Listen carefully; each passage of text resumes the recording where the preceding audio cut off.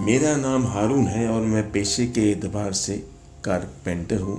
میری شادی کو 2 ماہ ہی گزرے تھے کہ مالک مکان نے مکان خالی کرنے کا عندیہ دے دیا۔ میں اور میری بیگم بہت پریشان تھے کیونکہ میں مالی اعتبار سے مستحکم نہ تھا۔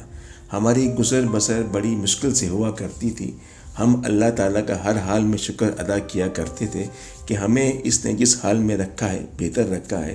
میں نئے کرائے کے گھر کی تلاش میں سرگردہ تھا۔ مجھے لیاقت آباد میں ایک گھر مل ہی گیا۔ یہ گھر کافی سالوں سے بند تھا۔ اس کے مالک نے مجھ سے کہا کہ آپ اس گھر کو آباد کر دیں، مجھے فی الحال آپ سے کرائے کی ضرورت نہیں۔ اندھا کیا چاہے دو آنکھیں، میں نے حامی بھر لی۔ میں اپنی بیگم کو لے کر اس نئے گھر میں شفٹ ہو گیا۔ گھر بہت ہی گندا تھا۔ اس گھر میں 3 کمرے اور ایک باورچی خانہ تھا۔ ہر کمرہ مٹی کی طرح سے اٹا ہوا تھا۔ ایک کمرے میں 1983 کا کیلنڈر بیتے سالوں کی یاد دلا رہا تھا۔ بیگم نے مجھے بتایا کہ اس کمرے میں ایک لکڑی کا صندوق موجود ہے اور صندوق میں تالا لگا ہوا ہے جو زنگ آلود ہو چکا ہے۔ میں نے کہا شاید یہ مالک مکان کا ہو۔ میں نے مالک مکان سے رابطہ کر کے اس صندوق کے بارے میں دریافت کیا تو اس نے لا علمی کا اظہار کرتے ہوئے اسے نکار دیا۔ اگر یہ صندوق مالک مکان کا نہیں ہے تو پھر کس کا ہے؟ بیگم نے کھولا کہ کھول کے دیکھ لیتے ہیں، آخر معلوم تو ہو کہ اس میں کیا ہے۔ میں نے ہتھوڑے سے اس میں لگے تالے کو توڑ ڈالا۔ جب صندوق کو کھولا گیا تو اس کے اندر کپڑے میں لپٹا ہوا ایک خنجر اور کچھ خون آلود کپڑے برآمد ہوئے۔ میں اور بیگم ان کپڑوں میں لپٹے ہوئے خنجر کو دیکھ کر ڈر گئے۔ ہم نے اس صندوق کو پھر سے بند کر دیا۔ بیگم نے کہا نہ جانے یہ صندوق کس کا ہے۔ میں ایسا کرتا ہوں کہ اسے کہیں باہر جا کر پھینک آتا ہوں۔ جب رات گہری ہو گئی تب میں اس صندوق کو دور پھینک کر آ گیا۔ صبح جب ہم نیند سے جاگے تو یہ دیکھ کر ہماری حیرت کی انتہا نہ رہی کہ وہ صندوق پھر سے اپنی جگہ پر رکھا ہوا ہے۔ ہم دونوں ڈر گئے۔ بیگم نے کہا اب کیا کریں؟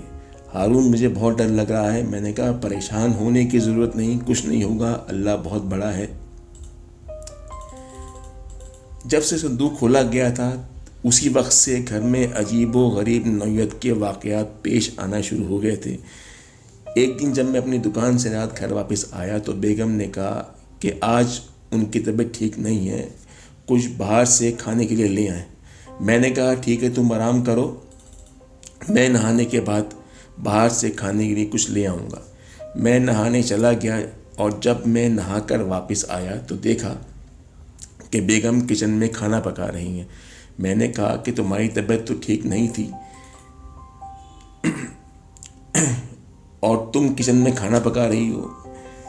میں نے کہا تو تھا کہ میں نہانے کے بعد کھانا باہر سے لے آؤں گا۔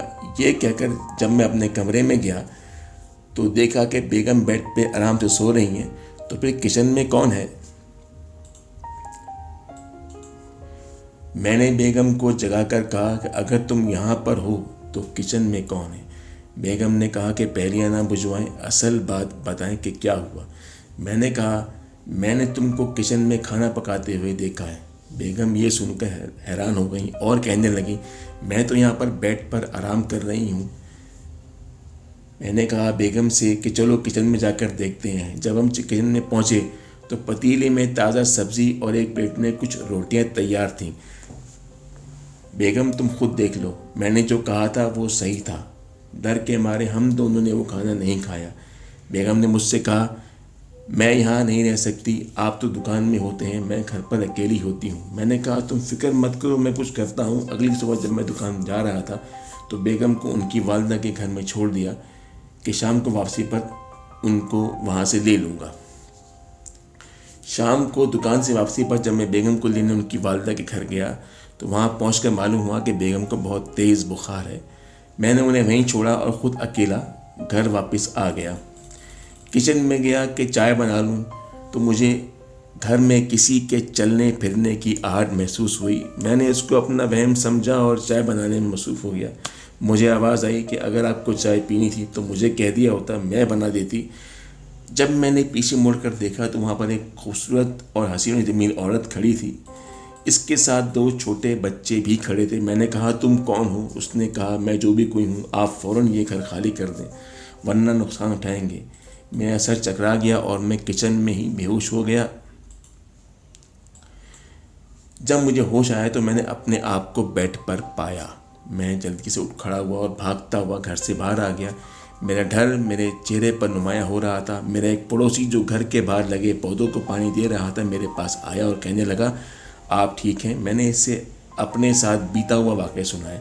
اس نے بتایا کہ یہ گھر بہت سالوں سے بند ہے۔ اس گھر میں ایک شخص جو کہ ایک ٹیکسی ڈرائیور تھا اپنی بیوی اور 2 بچوں سمیت یہاں پر رہا کرتا تھا۔ اس شخص نے اپنی بیوی اور بچوں کو خنجر مار کر قتل کر دیا تھا۔ پولیس نے اسے گرفتار کر لیا تھا، کیس چلا اور اسے سزائے موت ہو گئی تھی۔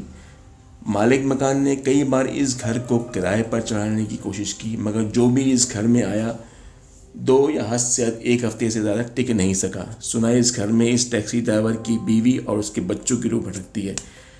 جب میرے حواس بحال ہوئے میں پھر سے گھر میں گیا اور بلند آواز میں کہا، دیکھو تم جو بھی کوئی ہو، مجھے تم سے یہ کہنا ہے کہ میں غریب آدمی ہوں۔ میرے پاس اتنے پیسے نہیں ہیں کہ میں کہیں اور کرائے پر گھر لے سکوں۔ بہت مشکل سے گھر کا گزر بسر ہوتا ہے۔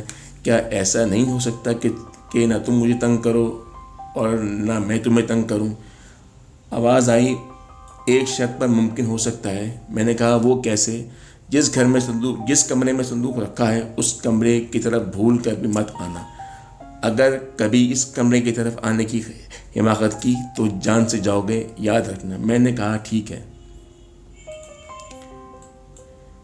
اس دن کے بعد میں نے اس کمرے کو مستقل طور پر تالا لگا کر بند کر دیا۔ اب میں اور میری بیگم اس گھر میں سکون سے رہتے ہیں، مگر اب بھی کبھی کبھار اس کمرے سے بچوں کے کھیلنے کودنے اور اس عورت کے بچوں سے باتیں کرنے کی آوازیں آتی ہیں۔